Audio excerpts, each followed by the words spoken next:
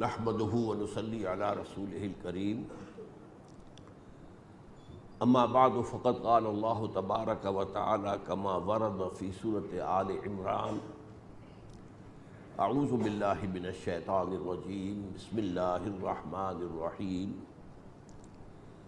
اذ قال اللہ تعالی یا عیسی ابن مریم وَإِذْ قَالَ اللَّهُ يَا عِيسَىٰ إِنِّي مُتَوَفِّيكَ وَرَافِعُكَ إِلَيَّ وَمُطَهِّرُكَ مِنَ الَّذِينَ كَفَرُوا وَجَاعِلُ الَّذِينَ اتَّبَعُوكَ فَوْقَ الَّذِينَ كَفَرُوا إِلَىٰ يَوْمِ الْقِيَامَةِ وَقَالَ عَزَّ وَجَلَّ كَمَا وَرَدَ فِي سُورَةِ النِّسَاءِ وَقَوْلُهُمْ إِنَّا قَتَلْنَا الْمَسِيحَ عِيسَى ابْنَ مَرْيَمَ وَمَا قَتَلُوهُ وَمَا صَلَبُوهُ ولكن شبه لهم وإن الذين اختلفوا فيه لفي شك منه ما لهم به من علم إلا اتباع الظن وما قتلوه يقينا وقال عز وجل كما ورد في سورة المائدة وكنت عليهم شهيدا ما دمت فيهم فلما توفيتني كنت أنت الرقيب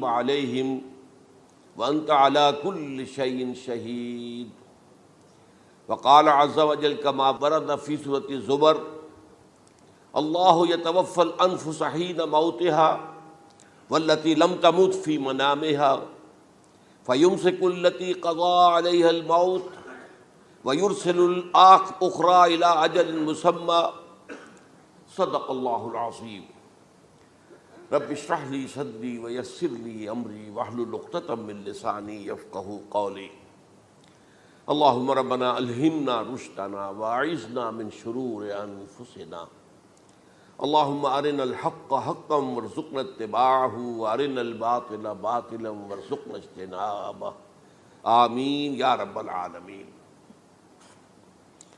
آپ کے علم میں ہے کہ آج میں وفات مسیح کے موضوع پر گفتگو کروں گا۔ اس کے پس منظر کے ضمن میں چند باتیں آپ کو بتانا چاہتا ہوں۔ نمبر ایک تو یہ کہ جتنے بھی فتنے اٹھے ہیں امت میں اور جو اب بھی اٹھ رہے ہیں وہ سلسلہ ختم ہونے والا تو نہیں ہے۔ ثلاثون دجالون کذابون چلتا رہے گا قیامت تک۔ تو ان میں ایک مشترک بات یہ ہوتی ہے کہ وہ کسی ایسے مسئلے کو جس پر کہ موجودۃ الوقت حالات جو ہوتے ہیں ان کے مطابق فضا سازگار ہوتی ہے اور اس کا کوئی جذباتی پہلو بھی ہوتا ہے، لیکن جو امت کے اجماع کے خلاف ہوتا ہے اس پر ڈیرا لگاتے ہیں، اس پر گفتگو کرتے ہیں، اس کو لوگوں کے منوا لیتے ہیں۔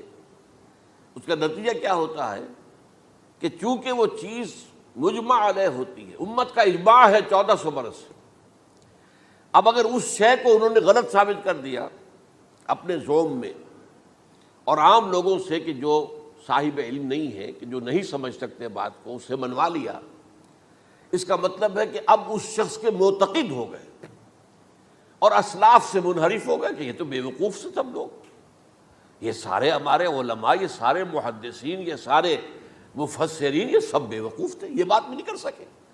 یہ ہے وہ شخص، یہ مجدد وقت ہے جس نے یہ بات کہی۔ اس کی ایک مثال یہ ہے وفات مسیح کا معاملہ۔ اس کی ایک مثال میں آپ کو دیتا ہوں، ایک دوسرا فطرہ، وہ بھی غلام احمد کے نام سے شروع ہوا، غلام احمد پرویز۔ وہ یتیم پوتے کی وراثت کا یہ مسئلہ لے کر کھڑا ہو گیا۔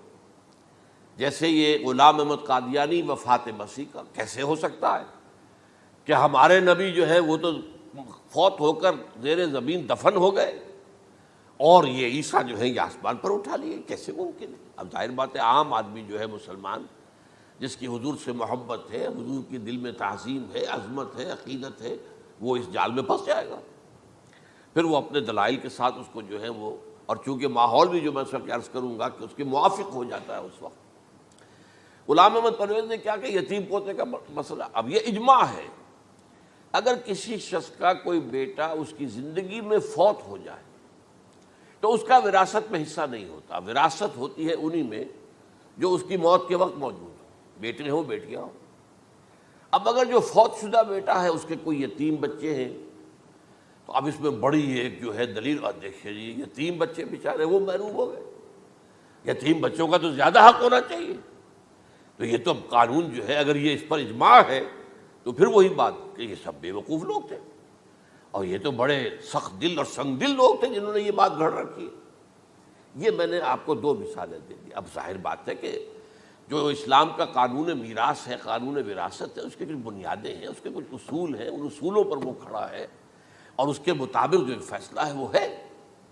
تو بہرحال یہ میں نے آپ کو مثال دی ہے کہ کسی ایسے مسئلے کو لے کر اس پر ڈیرا لگا لینا، مورچہ بنا لینا، اس سے اپنی عقیدت پیدا کر لینا، اسلاف سے برگشتہ کر دینا کہ یہ کوئی لوگ سمجھدار نہیں تھے، یہ بے وقوف لوگ تھے، جاہل لوگ تھے. اچھا، اب اسی پس منظر میں سمجھیے کہ 19ویں صدی کے اواخر میں کیا صورتحال ہندوستان میں ہو گئی تھی. انگریز آ گیا تھا اور 1857 کے بعد اس کی براہ راست حکومت قائم ہو گئی تھی. اس سے پہلے 1757 سے 1857 تک جو بھی حکومت تھی ایک تو پورے ہندوستان پر نہیں تھی، لیکن یہ کہ جو بھی تھی وہ ایسٹ انڈیا کمپنی کی تھی، تاج برطانیہ کی نہیں تھی. 1857 کے بعد حکومت قائم ہو گئی. اب ظاہر بات ہے کہ جب انگریزوں نے فتح کیا ہمیں تو ہم پر روب طاری ہوا کہ نہیں. پھر جو زندہ قومیں ہوتی ہیں ان میں کچھ اچھے اوصاف ہوتے ہیں، ان کے اندر فرض شناسی ہے، ان میں دیانت داری ہے. انگریز ڈپٹی کمشنر تھا، 9 بجے کا وقت ہے تو ٹھیک 9 بجے دفتر میں موجود ہوگا. ہمارے لوگ جو آ رہے ہیں لیٹ آرام سے، لیکن یہ ہے کہ ان کی یہ چیزیں جو ہوتی تھی پھر بات اگر کی ہے تو اس کو پورا کیا ہے. تو اس حوالے سے ان کا رعب ہوتا ہے. اسی طور پر اس زمانے میں ایک صورت یہ پیدا ہو گئی کہ نیوٹن کی فزکس آ گئی. اب معلوم ہوا کہ یہ تو گویا کہ آسمان کی وحی سے بھی زیادہ معتبر ہے. سائنس سے جو بات ثابت ہو جائے بس وہ حق ہے، اور جو ثابت نہ ہو سکے وہ ایسے ہی ہیں، وہ تو گویا کہ اوہام ہیں، ان کی کوئی حیثیت نہیں. اب اس زمن میں کیا ہوا، اس وقت جو ہے سر سید احمد خان ایک شخصیت ابھری. انہوں نے جب دیکھا کہ اسلام کی بہت سی چیزیں جو ہیں وہ سائنٹیفک جو انداز فکر ہے اس میں فٹ نہیں بیٹھتی. یہ فرشتے کس بلا کا نام ہے، سائنس تو نہیں بتاتی ہمیں.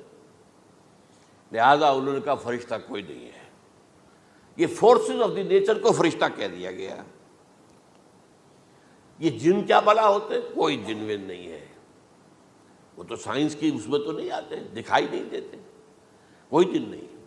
یہ تو جو مشتعل مزاج کے لوگ ہوتے ہیں انسان، ان کو جن کہہ دیا گیا کہ وہ آگ سے پیدا ہوئے ہیں. جیسے ہم کہہ دیتے ہیں فلاں شخص غصے میں آگ بگولا ہو گیا، تو وہ آگ تھوڑی ہو جاتا، یہ تو استعارہ ہے.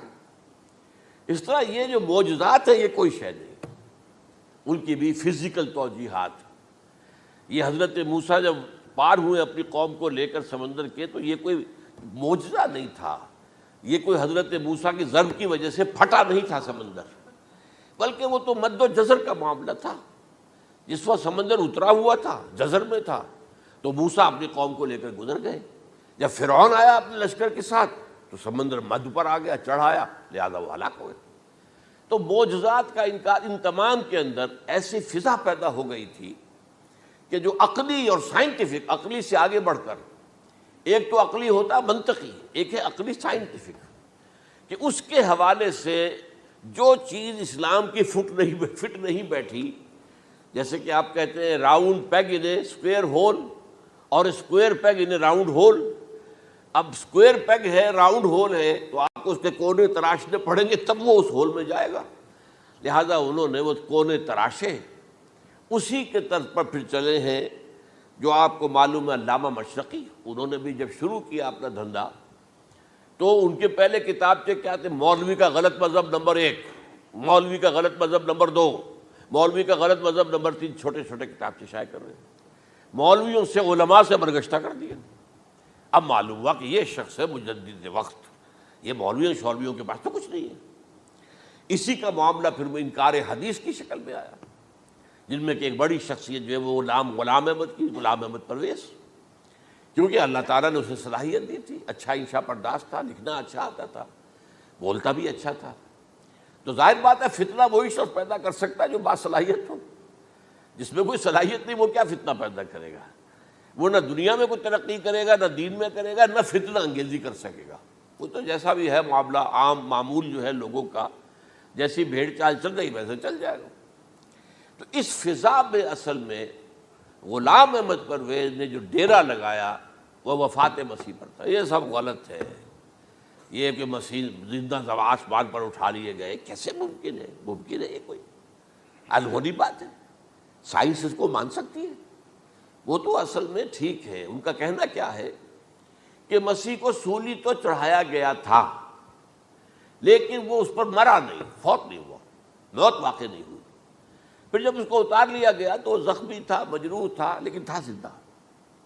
پھر اس کو غار میں رکھ دیا گیا۔ پھر اس کے جو معتقدین تھے انہوں نے اس کی مرہم پٹی کی، اس کا علاج کیا، پھر وہ ٹھیک ٹھاک ہو کر پھر وہ وہاں سے چلا گیا، وہاں چھوڑ گیا اپنے اس شہر کو، یروشلم کو، اور اس ملک کو، فلسطین کو، اور پھر وہ آ گیا کشمیر میں، اور کشمیر میں وہ فوت ہوا۔ اس کی قبر موجود ہے، کسی قبر کی کوئی پرانی بوسیدہ قبر کا نام نہیں لیا، فلاں قبر جو ہے وہ عیسیٰ ابن مریم کی ہے۔ یہ ہے سارا معاملہ۔ اب ظاہر بات ہے کہ چونکہ ایک انسان کا زندہ آسمان پر اٹھایا جانا، وہ جو سائنسی ذہن ہے وہ اس کو نہیں مانے گا، چاہے قرآن مجید کے اندر تو خرق عادت اور بھی بہت سے ہیں۔ آخر اصحاب کہف 300 برس تک سوتے نہیں رہے، یہ کوئی سائنس کے حساب کتاب سے صحیح ہے؟ یا یہ ہے کہ حضرت عزیر علیہ السلام 100 برس تک مردہ رہے پھر زندہ کر دیے گئے، ان کا گدھا بھی زندہ کر دیا گیا جیسا کہ سورہ بقرہ میں آیا، لیکن ان کا کھانا جو ہے وہ صحیح رہا، اس کو مسا نہیں، اس میں کوئی بدبو نہیں آئی۔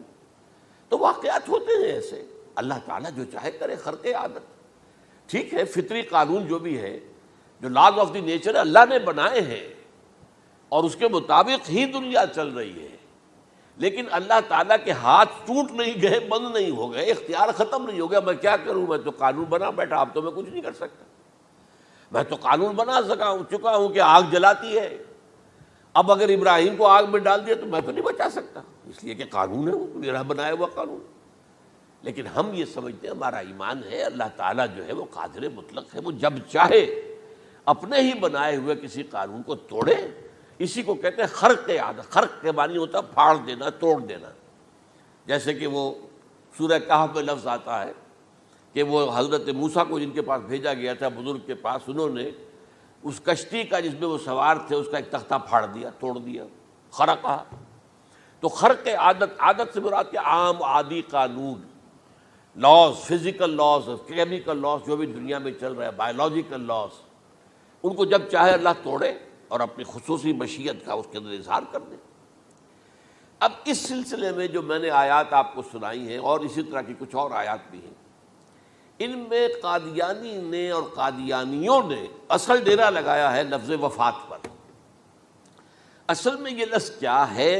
جو لوگ عربی زبان سے واقف نہیں، ان کو بڑی آسانی، وفات وفات وفات، یہ تو آ گیا، توفیتو، توفیتا، متوفی کا، اے موسیٰ میں تمہیں وفات دے دوں گا، اے اللہ جب تو نے مجھے وفات دے دی، تو وفات تو قرآن میں ہے۔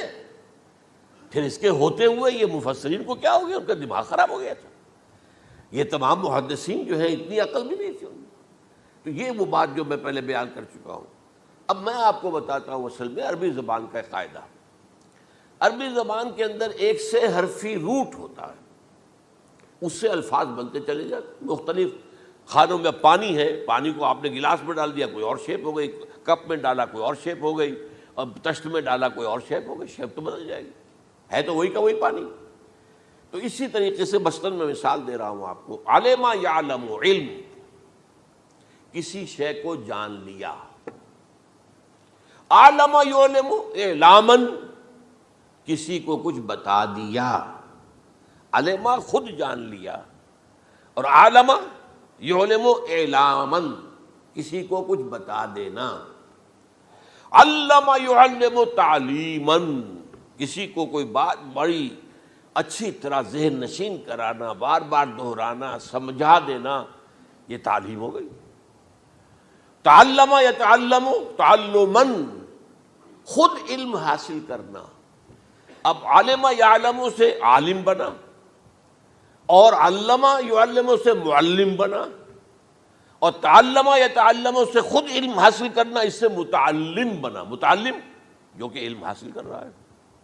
اسی طرح استعلام، علم حاصل کرنا، کسی چیز کے بارے میں جسے ہندی میں کہتے جانکاری حاصل کر لینا، اویئرنیس حاصل کر لینا۔ اب وہی لفظ ہے علم، اب کہیں آپ اس کے مادے کو دکھا کر اور اس کے معنی میں الٹ پھیر کریں گے تو جو شخص عربی زبان سے واقف نہیں وہ تو نہیں جانے گا اس کو۔ اسی طرح کی مثال ہے وفا، وفا یفی، وقا یقی، وفا یفی، اوفا یوفی ایفاءن، وفا یوفی توفیتن، توفا یتوفا تعفن، اور استیفا، یہ اسی طریقے سے میں نے مثال آپ کو دے دی۔ وفا یفی کے مادے سے اس مصدر سے کوئی لفظ قرآن میں نہیں آیا، لیکن اردو میں آپ کو معلوم ہے نا بڑا پیارا مصرع ہے، وہ وعدہ ہی کیا جو وفا ہو گیا۔ بھئی وعدہ وفا کرو، وعدہ پورا کرو، اس کے معنی ہے پورا کر دینا، کسی کو کوئی چیز پوری دے دینا۔ اور اس کے بعد اوفا یوفی، اس کے معنی بھی وہی ہے، بھرپور۔ اس سے بنے گا اوفو بعہدی اوف بعہدکم، یہ جو سورہ بقرہ کے 5ویں رکوع میں آیا ہے، یہودیوں تم میرے عہد کو پورا کرو تو میں تمہارے عہد کو پورا کروں گا، تم میرے عہد کو پورا کرو، میں نے تم سے عہد لیا تھا کہ جو رسول نبی امی آئیں گے، نبی رسول امی، اس کو تمہیں ماننا ہے، اس کا ساتھ دینا ہے۔ اوفو بعہدی، اب اس عہد کو پورا کرو۔ اوف بعہدکم، تو میں تمہارے ساتھ برکات خیرات جیسی پہلے رہی ہیں ابھی باقی رکھوں گا۔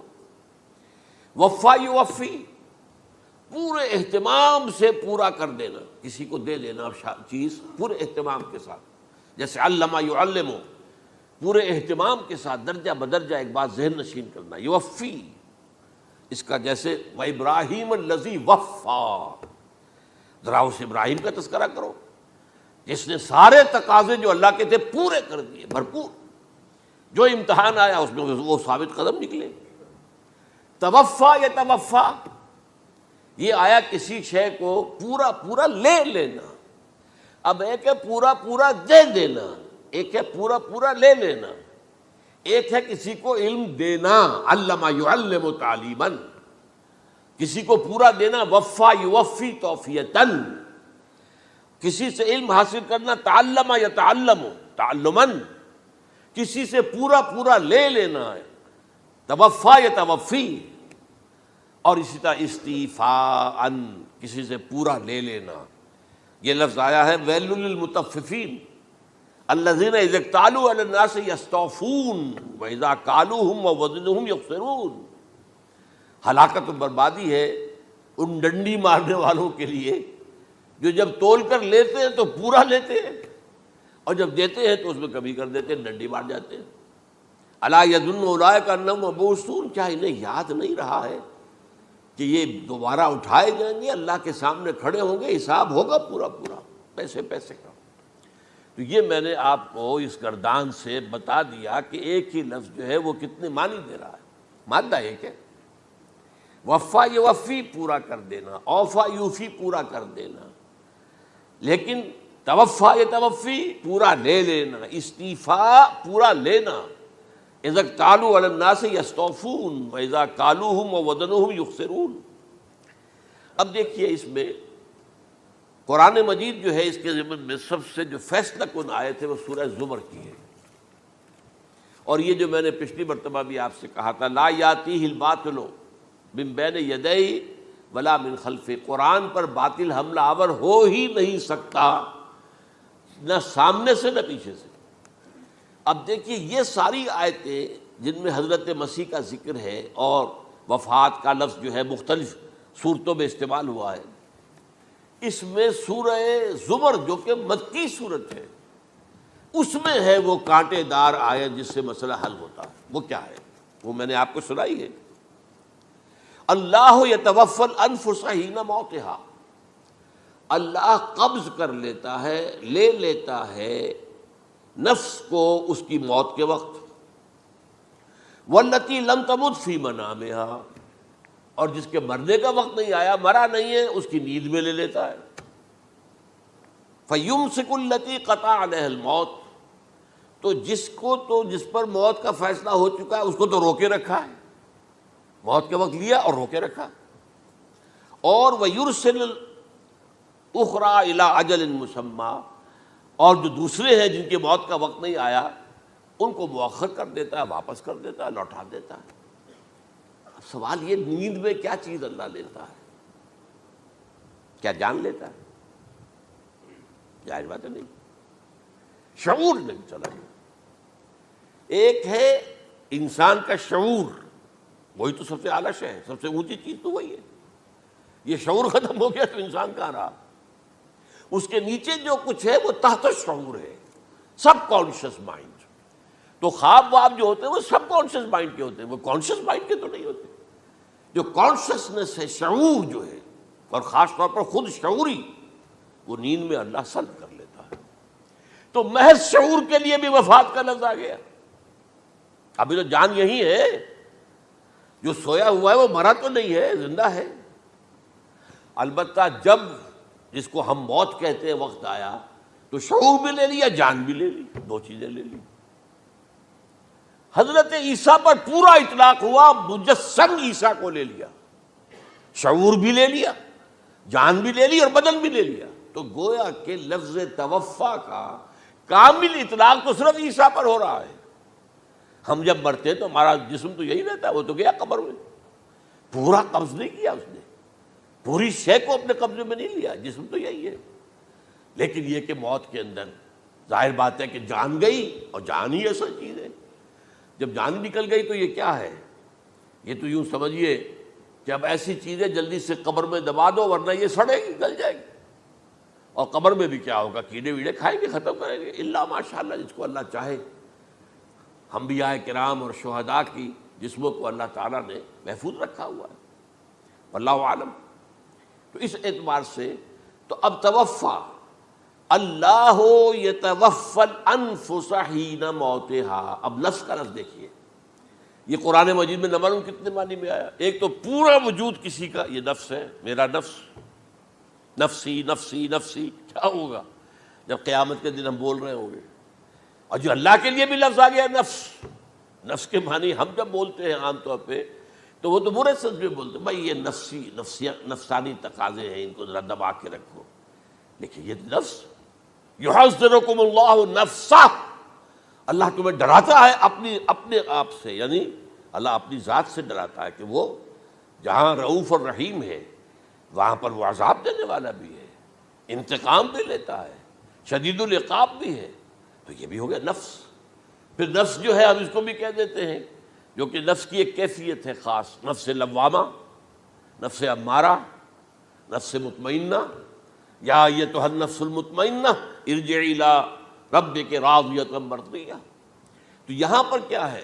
نفس سے مراد پہلا جو ٹکڑا ہے، اللہ یتوفی الانفس حین موتہا، شعور جو ہے اسے، اس پر لفظ نفس کا اطلاق ہوا۔ اور جب موت ہوتی ہے تو شعور کے ساتھ جان بھی اس کے اندر شامل، وہ نفس کا اطلاق ہو گیا اس پر بھی۔ اور اصل میں لفظ توفا جو ہے اس کا حقیقی مفہوم اگر پورا ہوا ہے اس معنی میں کہ پورا کا پورا لے لینا، تو وہ تو صرف حضرت مسیح علیہ السلام کے بارے میں ہے۔ شعور جمع جان جمع جسم، وہ سب کی سب اللہ تعالیٰ نے لے لی۔ تو یہ اصل میں اس آیت کے اوپر جو ان لوگوں نے زور لگایا ہے، اس میں اس اعتبار سے کہ یہ لفظ وفات جو ہے اس کے اوپر جو ہے عام طور پر وفات کے معنی ہے موت ہے، حالانکہ قرآن مجید میں موت کا لفظ بھی تو آیا ہے نا، ان موتہا واللتی لم تمت، یہ سارے الفاظ موت کا لفظ بھی تو آتا ہے نا۔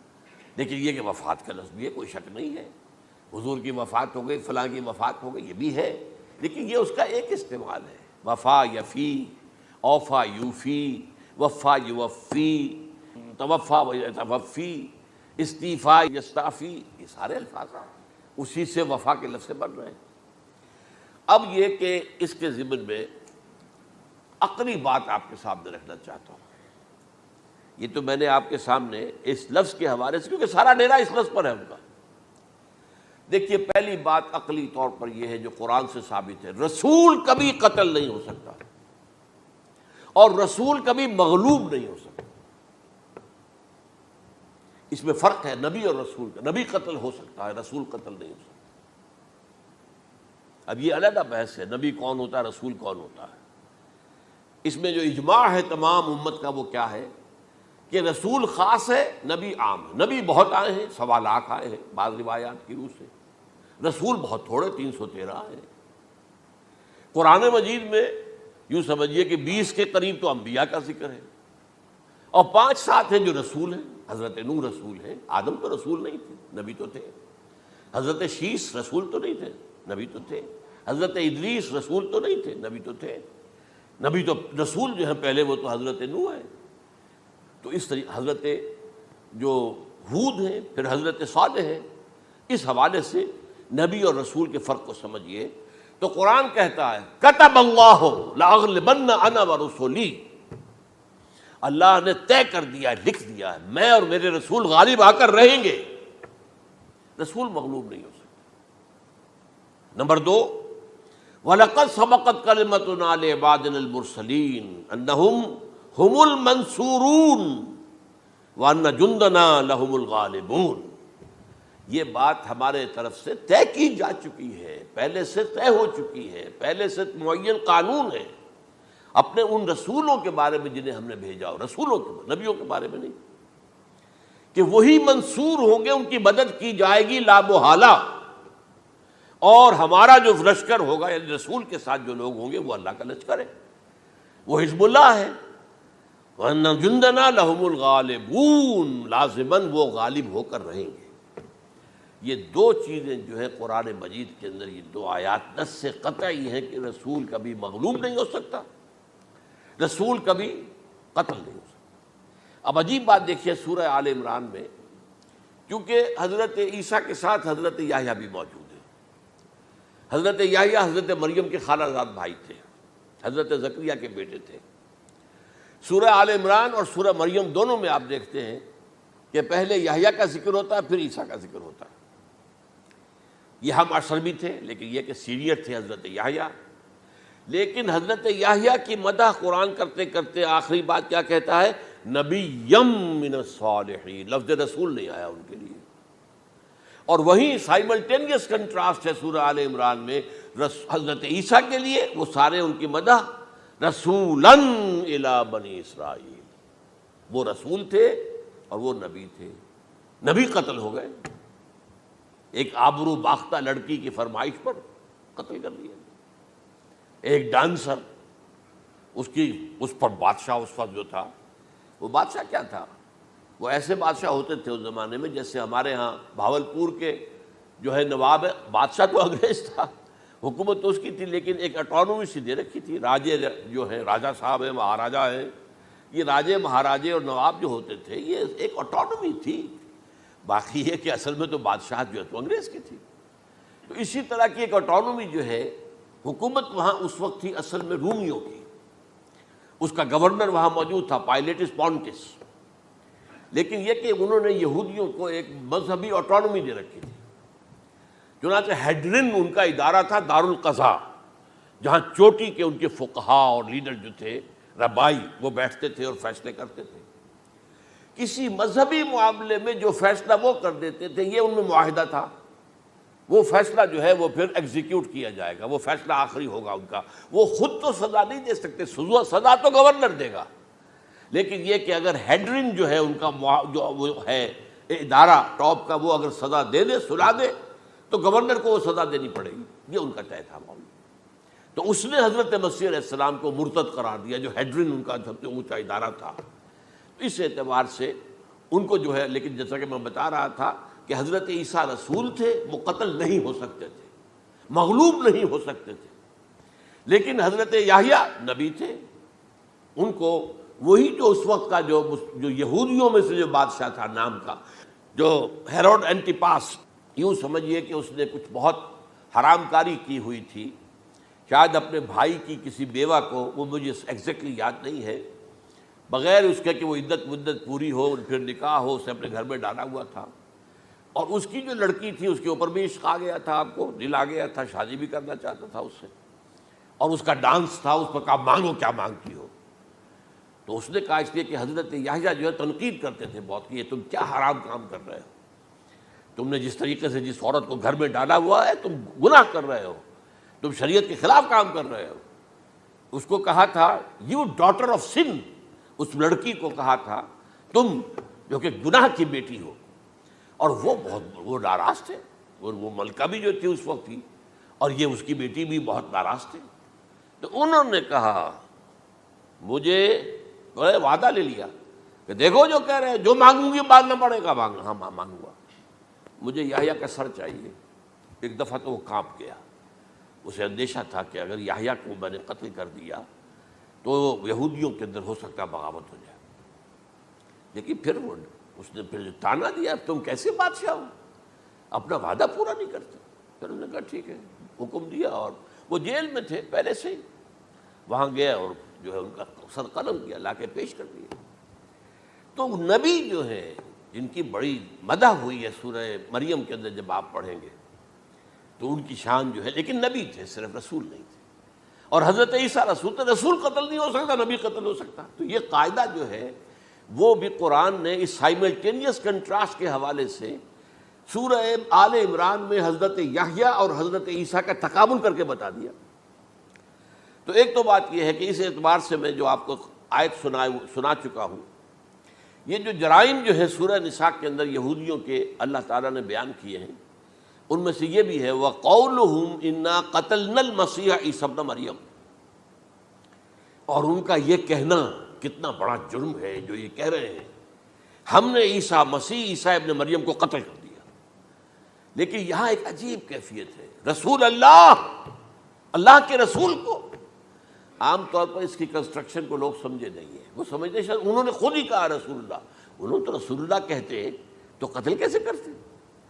یہ اللہ نے کہا. اچھا, ان کا کہنا یہ کہ اللہ کے رسول کو قتل کر دیا. وَقَوْلُهُمْ إِنَّا قَتَلْنَا الْمَسِيحَ عِيسَى ابْنَ مَرْيَمَ رسول اللہ. ان کا یہ کہنا کہ ہم نے عیسیٰ ابن مریم کو, مسیح کو قتل کر دیا, وہ اللہ کے رسول کو. وَمَا قَتَلُوهُ وَمَا صَلَبُوهُ, انہوں نے نہ اسے قتل کیا نہ سولی پہ چڑھایا, ولیکن شبہ لہم, بس مشابہت پیدا کر دی گئی ان کے لیے, شبہ میں ڈال دیا گیا ان کو. وَإِنَّ الَّذِينَ اخْتَلَفُوا فِيهِ لَفِي شَكٍّ مِّنْهُ, اور جو لوگ اختلاف کر رہے ہیں ان کے بارے میں وہ بس شکوک میں مبتلا ہیں. مَا لَهُم بِهِ مِنْ عِلْمٍ, ان کے پاس کوئی علم نہیں ہے. إِلَّا اتِّبَاعَ الظَّنِّ, صرف گمان کی پیروی کر رہے ہیں. وَمَا قَتَلُوهُ يَقِينًا, اور ہرگز قتل نہیں کیا. یہ کلیئر سورہ نساء کی آیت نمبر 157 ہے. اب یہاں ایک سوال پیدا ہوتا ہے, پھر کون قتل ہوا؟ واقعہ تو ہوا ہے, سولی کا واقعہ ایک ہسٹوریکل واقعہ ہے.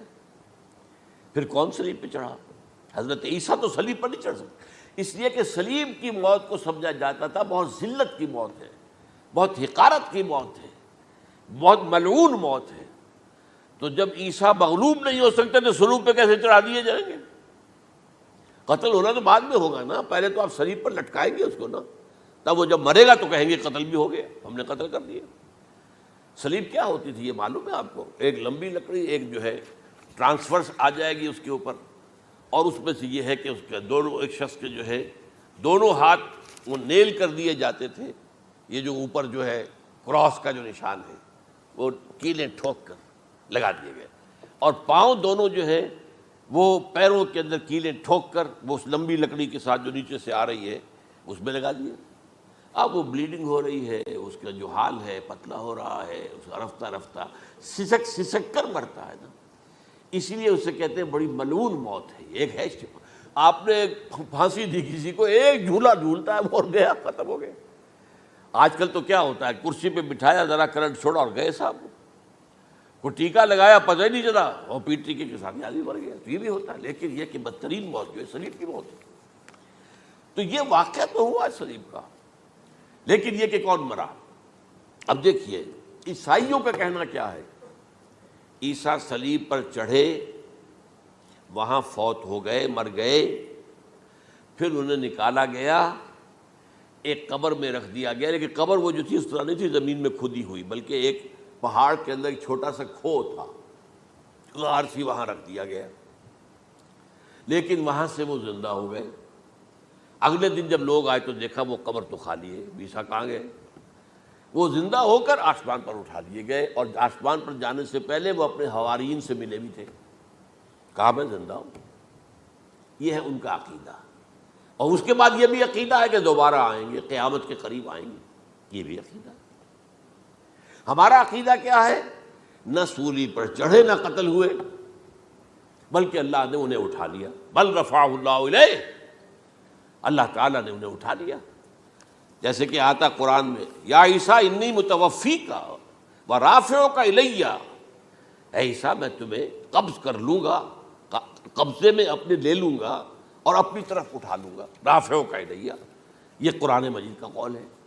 البتہ یہ ہمارا بھی عقیدہ ہے کہ وہ دوبارہ آئیں گے، وَإِنَّهُ لَعِلْمٌ لِلسَّاعَةِ، وہ قیامت کی ایک عظیم ترین نشانی ہوں گے کہ جب وہ آئیں گے، اور اس کے بعد جو ہے یا جو اینٹی کرائسٹ ہوگا کہ جو کہ جھوٹا عیسیٰ ہوگا، جھوٹا دعویٰ کرے گا، جسے کہ مسیح الدجال کہا گیا، اس کے ساتھ مقابلہ ہوگا، اسے قتل کریں گے، اور تمام یہودی اس کے بعد قتل ہو جائیں گے، جو بھی اس وقت تک کفر پر قائم رہیں گے۔ اگر ان میں سے کوئی اس وقت حضرت عیسیٰ پر ایمان لے آئے تو وہ شاید بن جائے۔ بہرحال یہ ہے یہود، ان کا جو ہے قادیانیوں کا وہ عقیدہ کیا ہے؟ سولی پر تو چڑھا، گویا کہ ذلت والی بات تو ہو گئی، مغلوب تو ہو گیا، قرآن کی نفی اس پہلے کیوں، وما صلبوہ وما قتلوہ، تو گویا کہ سولی پر چڑھ گیا تو وہ بدترین جو ہے تکلیف، مصیبت، مشقت، وہ ساری تو آ گئی، مغلوبیت تو آ گئی، لیکن یہ کہ اس کے بعد کہتے ہیں مرا نہیں، وہ ابھی وہ سسک ہی رہا تھا کہ اتار دیا گیا۔ اس کے بعد اس کے جو شاگرد تھے، حواری تھے، انہوں نے مرہم پٹیاں کی، پھر وہ ٹھیک ہو کر چلا گیا کہیں اور، ہجرت کر گیا اپنی قوم سے جو ان کے خیال میں کشمیر ہے، اور یہاں آ کر وہ تبھی موت مر گیا، بات اللہ اللہ ختم ہوا معاملہ۔ ہم کیا کہیں؟ ہم تو صرف یہ کہتے رہے ہیں، 1300 برس تک ہم نے یہ کہا ہے کہ ہمارا ایمان ہے قرآن پر کہ ان پر نہ صلیب دیے گئے نہ قتل ہوئے، انہیں اٹھا لیا گیا۔ کب اٹھایا یہ ہمیں معلوم نہیں تھا، کس مرحلے پر اٹھایا یہ ہمیں معلوم نہیں تھا، پھر سولی پر کون چڑھا یہ ہمیں معلوم نہیں تھا، لہذا کسی تفسیر میں آپ کو نہیں ملے گا، کہیں نہیں، نہ قرآن میں ہے، نہ حدیث میں ہے، نہ کسی تفسیر میں۔ یہ تو پچھلی صدی کے دوران جو پوپ کی لائبریری ویٹیکان میں، اس سے ایک نسخہ برآمد ہوا، انجیل برنباس۔ اب یہ بھی آپ کو معلوم ہونا چاہیے کہ انجیلیں 104 تھیں، جن میں سے 4 جو ہے سلیکٹ کی گئی ہیں، 100 انجیلیں اور ہیں جنہیں وہ اپوکریفل کہتے ہیں، غیر مستند انجیلیں، اپوکریفل، اور یہ ہے کینونیکل، قانونی، یہ ہے کہ جو مستند ہیں 4، لیکن جو 100 اور ہیں ان میں سے ایک یہ بھی ہے برنباس، اور برنباس کے بارے میں عیسائی مانتے ہیں کہ وہ بھی حضرت عیسیٰ علیہ السلام کے حوارین میں سے ایک تھے، وہ انجیل نکل آئی، اب وہ چھپ بھی گئی ہے۔ کراچی میں ایک ادارہ ہے، خاص طور پر باوانی جو سیٹھ ہیں ان کا بنایا ہوا ادارہ ہے، تو وہی چھاپتے بھی ہیں، ایک زمانے میں تو کافی تقسیم بھی کر رہے تھے، اب مجھے معلوم نہیں۔ اس نے سارا قصہ بیان کیا۔ قصہ کیا ہے؟ بہت دلچسپ قصہ ہے، پوری تفصیل سے۔ ایک شخص جو کہ حضرت مسیح کے حواریین میں شامل ہو گیا، وہ تھا جیوڈاس اسکیریوٹ۔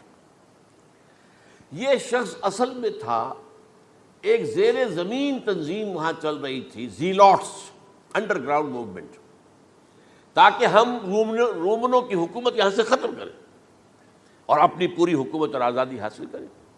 ان میں سے یہ بھی تھا، ان کا سرغنہ تھا برابس، برابا ڈاکو سے کہا جاتا ہے، برابس۔ ظاہر بات ہے کہ قانون شکن تھا تو ڈاکو ہی تھا۔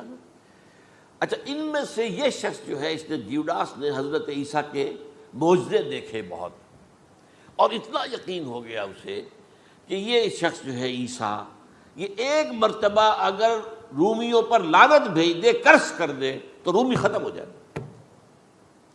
لیکن ان سے کئی دفعہ جو ہے پھیر ڈال کر، ہیر پھیر کے ساتھ کوشش کی گئی کہ رومیوں کے خلاف وہ کوئی جو ہے وہ لعنت برآمد کر دیں، وہ نہیں کرتے تھے۔ یہ ایک علیحدہ بات ہے، کیوں نہیں کرتے تھے، یہ اس وقت میرا موضوع نہیں ہے۔ منہاج عیسوی کیا تھا، منہاج موسوی کیا تھا، منہاج محمدی کیا تھا، ان میں فرق ہے۔ لِكُلٍّ جَعَلْنَا مِنْكُمْ شِرْعَةً وَمِنْهَاجًا، سورہ مائدہ میں آیا، تمام رسولوں کے لیے ہم نے ایک ایک منہاج، ایک ایک شریعت علیحدہ علیحدہ دی ہے۔ بہرحال منہاج عیسوی کچھ اور تھا، تو یہ نہیں کہتے تھے۔ اب اس نے کیا کیا کہ وہ اپنے ڈاکو سرغنے سے اجازت لے کر ان کے حواریین میں شامل ہو گیا، اعتماد حاصل کیا، اور بار بار کوشش کی کہ یہ بد دعا دے دیں، رومیوں کو نہیں دی۔ اب اس نے سوچا کہ انہیں اگر ذاتی طور پر تکلیف پہنچے گی تو زبان سے کلمہ نکل ہی جائے گا نا کوئی لعنت کا۔ اس نے پکڑوایا حضرت عیسیٰ کو، کیونکہ جب یہ فیصلہ ہو گیا تھا ان کے قتل کا، ہیڈرن جو ہے ادارہ وہ دے چکا تھا، اس کا فتویٰ تھا یہ واجب القتل ہے، یہ مرتد ہے، لہذا اس کو قتل کر دیا جائے، اور یہ فیصلہ جو ہے وہ رومی گورنر تک پہنچایا جا چکا تھا۔ رومی گورنر نے یہاں تک کہا، یہ سینٹ جو متی کی انجیل ہے اس میں موجود ہے، بھائی ہمارے پاس تو اس کا کوئی جرم نہیں ہے، ہمارے ہاں کوئی ایسی بات اس کی نہیں ہے جس سے کہ ہم اسے واجب القتل قرار دیں۔ ان کا نہیں، ہمارا حکم ہے، ہمارا فیصلہ تمہارا طے ہے کہ مذہبی معاملے میں کوئی فیصلہ ہمارا ہوگا تو تمہیں جو ایگزیکیوٹ کرنا ہوگا۔ بہرحال اس وقت حضرت مسیح روپوش ہو گئے گرفتاری سے بچنے کے لیے، ایک باغ میں تھے وہ، وہاں پر رات کے وقت انہوں نے اپنے حواریین کے ساتھ لاسٹ سپر کہتے ہیں اس کو، لاسٹ سپر کھانا کھایا، آخری کھانا تھا، اور اس کے بعد اس نے فرمایا آج کی رات تم میں سے ایک میرے خلاف غداری کرے گا۔ یہ کہہ کر حضرت مسیح تو ایک کوٹھڑی میں چلے گئے، جو ہوتی ہے باغ کے اندر، کوئی کھرپے ورپے جو ہے، کوئی وہاں پہ کسیاں رکھی ہوئی، تو اس میں خود جا کر عبادت میں مصروف ہو گئے۔ اپنے حواریین سے کہا کہ تم بھی عبادت کرو، وہ حواریین سو گئے۔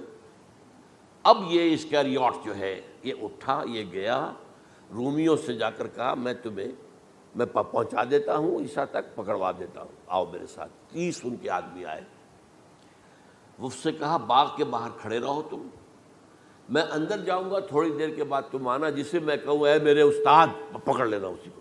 یعنی رومنس کو معلوم نہیں تھا کہ یہ کون ہے عیسیٰ، لیکن یہ کہ یہ تو یہودیوں کو معلوم تھا نا سب کچھ۔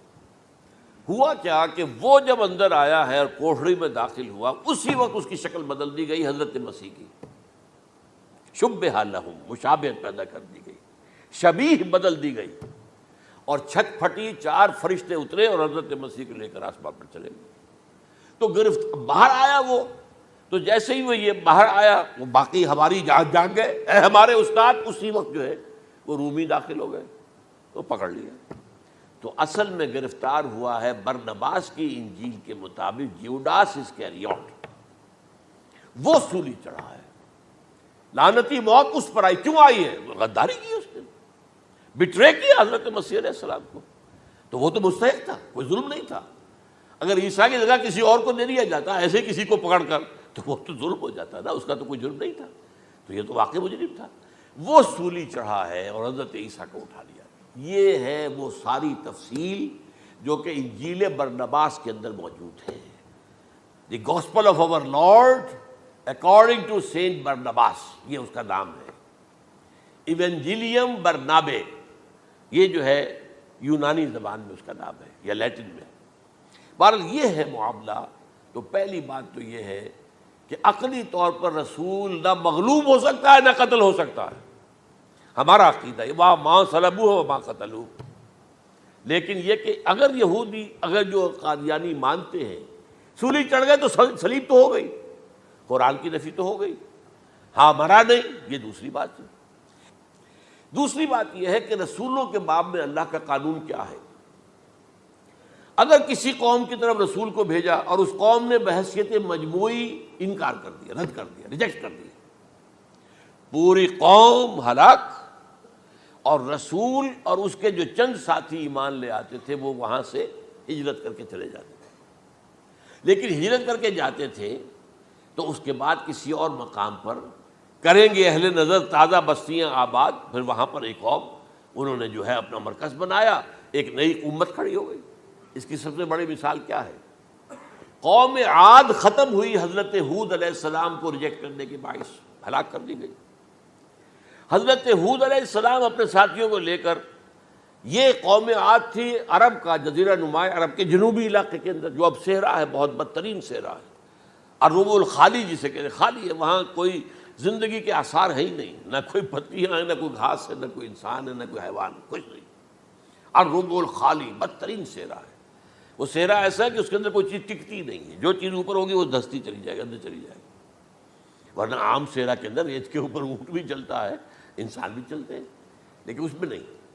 تو یہاں پر قوم عاد جو ہے آباد تھی، اور اب جو ہے وہ سیٹلائٹ سے دیکھ لیا گیا ہے کہ قوم عاد کا جو بڑا بادشاہ تھا شداد، اس نے جو جنت بنائی تھی وہ موجود ہے، زیر زمین اسی صحرا کے نیچے دفن شدہ موجود ہے، جس کو کہا گیا ہے الم تر کیف فعل ربک بعاد ارم ذات العماد التی لم یخلق مثلها فی البلاد، ایسے ایسے ستونوں والا جیسے پہلے دنیا میں بنے ہی نہیں تھے۔ وہ قوم عاد تھی، بڑی زبردست قوم تھی، قوم جبارین، لیکن یہ کہ اس کے بعد ہلاک ہو گئی۔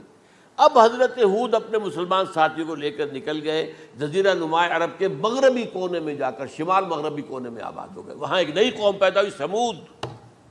اب یہ اسلامی بستی بن گئی، لیکن اس کے اندر بھی پھر بعد میں زوال آیا، پھر وہاں نبی بھی آئے، لیکن اس کے بعد یہ کہ آخری رسول بھیجے گئے حضرت صالح، اور وہ بھی ہلاک ہوئے کیونکہ حضرت صالح کو انہوں نے رد کر دیا۔ تو یہ میں نے مثال دی ہے آپ کو کہ رسول جو ہے وہ وہاں سے اگر ہجرت کرتا ہے تو ہجرت کر کے وہ یہ نہیں جان بچا کے جا کے گمنامی میں کہیں مر گیا، وہ تو جا کر اپنے ساتھیوں کو لے کر جائے گا اور جا کر جو ہے وہاں پر جو ہے ایک نئی جگہ پر آباد ہوگا، ایک نئی تہذیب ابھرے گی۔ تو یہ تو نہیں ہوا، یہ گمنام ہو کر آ کر کشمیر میں مر گیا تو اس کی کیا حیثیت ہوئی؟ حضرت عیسیٰ علیہ السلام یا تو اگر ہجرت کرتے، یا جب انہیں معلوم ہو گیا تھا کہ میرے قتل کا فتویٰ ہو گیا ہے، تو آپ وہاں سے ہجرت کر سکتے تھے، لیکن اپنے ساتھیوں کو تو لے کر جاتے نا، اپنے حواریین کو لے کر جاتے، اور کہتے ہیں 12 حواریین کے علاوہ اور بھی کوئی 70 کے قریب لوگ تھے جو ان پر ایمان لائے تھے، ان کو لے کر جاتے، کسی جگہ جا کر آباد ہوتے، وہاں ایک نئی جو ہے بستی بنتی، وہاں مسلمانوں کی ایک آبادی ہوتی۔ تو ان میں سے تو کوئی شے بھی نہیں ہوئی، بات ہی ختم ہو گئی۔ لہذا عقلی طور پر بھی یہ بات ثابت نہیں ہو سکتی، خلاف عقل ہے، قرآن کے اصولوں کے خلاف ہے کہ وہ سولی چڑھے ہوں لیکن مرے نہ ہوں، پھر اتر گئے تو مرہم پٹی کر دی۔ اچھا، کیا رومنوں کو اور یہودیوں کو پتہ نہیں چلا کہ مریم پٹی ہو رہی ہے اس کی اور عیسیٰ مرا نہیں ہے؟ اگر ان کے پتہ چل جاتا تو کیا وہ چھوڑ دیتے؟ اب مرہم پٹی کے بغیر تو 12 جو شخص سولی پر لٹکا رہا ہے وہ تو تقریباً مردہ ہی ہوتا ہے نا۔ وہ چلیے ہو سکتا ہے کہ کوئی ایسا امکان ہو کہ اس کی نبض ابھی چل رہی ہو اور وہ اتار لیا جائے اور مرہم پٹی کر لی جائے تو بچ جائے، لیکن یہ کہ پھر اس کے بعد وہ اگر وہاں سے ہجرت کرتے تو وہاں سے وہ اپنے حواریین کو لے کر جاتے اور کسی نئی جگہ پر جا کر آباد ہوتے۔ ان دونوں اعتبارات سے یہ بات ناقابل قبول ہے، ناقابل یقین ہے۔ لیکن اسی مسئلے کو لے کر انہوں نے جو جیسا کہ میں نے بتایا تھا، وفات ہو گئی، کیسے ہو سکتا ہے ہمارے نبی جو سید المرسلین ہے وہ تو زیر زمین دفن ہو گئے اور یہ جو آسمان پر اٹھا لیے گئے، یہ کیسے ہو سکتا؟ بس اس کے اوپر عام لوگ جو ہیں وہ متاثر ہوئے، اور خاص طور پر وہ سائنٹیفک مائنڈ جو بن گیا تھا، تو چونکہ سائنس کے اس خاکے کے اندر وہ بات فٹ نہیں بیٹھتی، لہٰذا ان لوگوں نے اس کو قبول کیا۔ اب یہ کہ یہ جو واحد استثناء ہوا ہے یہ کسی اور کے ساتھ نہیں ہوا۔ ویسے حضرت مسیح کی پوری شخصیت مستثنیٰ ہے، بن باپ کے تو کوئی اور رسول پیدا ہوا ہی نہیں، نہ نبی پیدا ہوا۔ پھر وہ معجزے جو حضرت مسیح کو ملے کسی نبی کو نہیں ملے۔ حضرت صالح کو ایک ہی معجزہ ملا تھا نا ایسا کہ لوگوں نے کہا کہ تم یہ اس چٹان میں سے ابھی ایک گابن اونٹنی برآمد کر کے دکھا دو، وہ دکھا دی گئی، پھر ہلاک کر دیے گئے۔ لیکن جو اور معجزے حضرت مسیح کو دکھائے ہیں وہ بچپن میں بولے ہیں، گود میں تھے یا پگھوڑے میں تھے، بولے ہیں انی عبد اللہ آتانی الکتاب وجعلنی نبیا۔ یہ بات نہ ہوتی تو حضرت مریم کے کیا حشر کرتی قوم کہ تمہاری بغیر شادی کے یہ کہاں سے لے آئی ہو تم، یہ تو ولد الزنا ہے۔ پھر تو یہ سارا معاملہ جو ہے حضرت عیسیٰ بولے ہیں وہاں پہ، خود وہ بچہ بولا ہے۔ اب اس کے بعد بولنے کی لوگوں کے اندر کیا گنجائش تھی؟ زندہ کو مردہ کر دینا، ثم باذن اللہ، مردہ زندہ ہو گیا۔ اور تخلیق حیات، ایک پرندہ بنانا گارے کا، پھونک مارنا اور اڑتا ہوا پرندہ بن جائے، ایک کوڑی کے جسم پر ہاتھ پھیرنا اور کوڑ ختم، ایک مادرزاد اندھے کی آنکھوں پر ہاتھ پھیرنا اور بینائی آ گئی۔ یہ سارے معجزات مستثنیٰ شخصیت ہے۔ ان کا یہ استثناء کیوں کیا گیا، یہ بڑی تلخ بات ہے، یہ یاد کر لیجیے، کیونکہ یا تو قوم اسی وقت ہلاک کر دی جاتی جیسا کہ ہوا قوم نوح، قوم ہود، قوم عاد، قوم سمود، قوم شعیب، یہ ہوا کہ نہیں ہوا؟ اور صدوم اور عمورہ کی بستیاں جہاں حضرت لوط بھیجے گئے، اور آل فرعون جو ہلاک کیے گئے، یا تو پوری قوم ہلاک کی جاتی؟ نہیں، یہ یوں سمجھیے کہ اس پورے معاملے کو درمیان میں سے ایک وقفہ دے دیا گیا، حضرت عیسیٰ کو اٹھا لیا گیا۔ اور حضرت عیسیٰ دوبارہ آئیں گے. یہ کیوں کیا گیا؟ اب اس میں بڑی تلخ بات آپ سے کہہ رہا ہوں، یہ آپ کے لیے قبول کرنا آسان نہیں، حلق سے نیچے اترے گی مشکل سے. اس قوم کو زندہ رکھا گیا ہے جو ملعون اور مغضوب علیہم قوم ہے. سب سورہ فاتحہ میں مفسرین لکھتے ہیں ضالین یہ نصارہ ہے اور مغضوب علیہم یہ یہودی ہیں. اور قرآن کہتا ہے لعن الذین کفروا من اہل الکتاب علی لسان داؤد عیسی ابن مریم، لعنت کی گئی ایک ملعون اور مغضوب قوم کے ہاتھوں. آخری امت محمد اور اس کا بھی بہترین حصہ، اس پر عذاب ان کے ہاتھوں آئے گا. عربوں پر عذاب یہودیوں کے ہاتھوں، اس لیے ان کو بچایا گیا. یہ میں نے کئی دفعہ واقعہ سنایا، مولانا اسلائی صاحب بتایا کرتے تھے، کیونکہ وہ راجپوت تھے، یو پی کے راجپوت مشرقی حصے کے، کہ ہمارے ہاں کوئی نوجوان اگر کوئی بڑی گری ہوئی حرکت کرتا تھا تو اس کے سر پر چمار کے ذریعے، چمار کے ہاتھوں جوتا لگوایا جاتا تھا. اگر راجپوت کے سر پر راجپوت کا جوتا گرا تو چلو تکلیف تو ہوئی، لیکن یہ کہ راجپوت کا جوتا گرا ہے نا، پڑا ہے. لیکن راجپوت کے سر پر چمار کا جوتا، جس کو آپ انگریزی میں کہتے ہیں to add insult to injury, وہ تکلیف بھی ہے جوتا کھانے کی اور انسلٹ ہے کہ ایک چمار مار رہا ہے. یہ امت سب سے خیر امت ہے، کنتم خیر امت اخرجت للناس. اس کے لیے عذاب بھی بدترین آئے گا. اور کن پر آئے گا؟ اس امت کا جو اصل نیوکلیس ہے عرب، جس کے بارے میں حضور کی حدیث موجود ہے ویل للعرب، عرب کے لیے بہت بڑی ہلاکت ہے. اور آج ہماری نظر میں آ رہا ہے وہ ملعون اور مغضوب علیہم قوم، ان کے سینے کے اندر خنجر کی طرح بھونکی گئی ہے.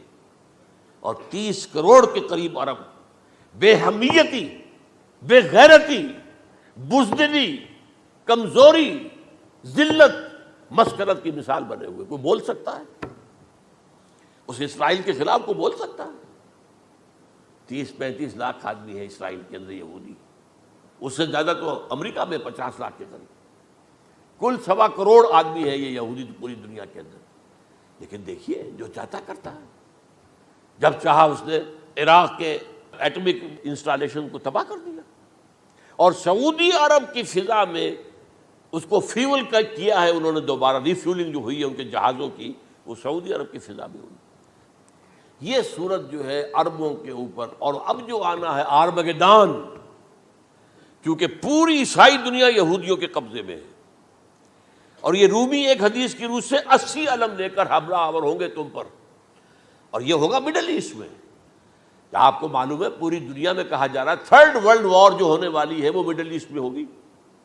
اور میں ٹوائنبی کا قول آپ کو سنا چکا ہوں، 1950 کا قول ہے اس کا. یہ اس وقت تک تو سوال ہی پیدا نہیں ہوتا تھا. سارا تصادم جو ہو رہا تھا وہ ایک طرف روسی اور اس کے ساتھی تھے، روس اور اس کے ساتھی، دوسری طرف یہ مغربی یورپ اور امریکہ تھا.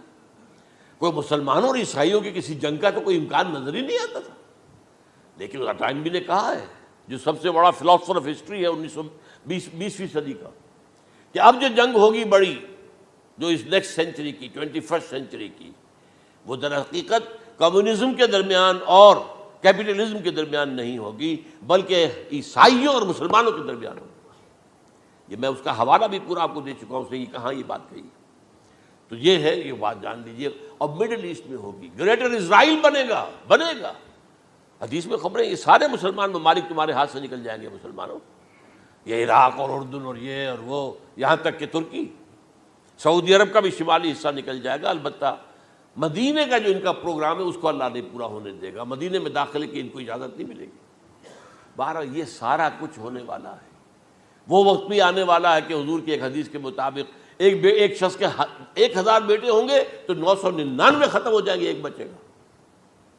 یہ وقت بھی آنے والا ہے کہ حضور فرماتے ہیں اتنی بڑی جنگ ہوگی، اتنی خوریزی ہوگی کہ پوری زمین اٹھ جائے گی لاشوں سے. تو پرندہ جو ہے، کوئی ایک تو پرندے ہوتے ہیں کہ جو مردار خور ہے، گدھ ہے، وہ تو بڑی خوشی سے اتریں گے، تناول فرمائیں گے لاشوں کو. اسی طریقے سے کوے ہیں، چیلے ہیں. لیکن جو نفاست پسند پرندے ہیں وہ لاش کے اوپر اترنا نہیں چاہتے. تو ایک پرندہ اڑتا چلا جائے گا، اسے کہیں زمین پر اترنے کی جگہ نہیں ملے گی، لاشیں ہی لاشیں ہوں گی. یہاں تک کہ وہ تھک ہار کر اس کے جو ہے پر جواب دے جائیں گے، گرے گا تو لاش پر گرے گا. یہ وقت آنے والا، اور یہ یہودیوں کے ہاتھ ہو، یا یہودیوں کے جو سپورٹرز ہیں اس وقت، جو ان کے ہاتھ میں آلہ کار ہیں، ان کے ہاتھوں آنا ہے۔ میرے نزدیک اس کام کے لیے اس ملعون قوم کو، کہ جو حضرت عیسیٰ کے زمانے سے ملعون ہو چکی ہے، اس کو باقی رکھا گیا ہے، اسے یہ موقع دیا گیا ہے۔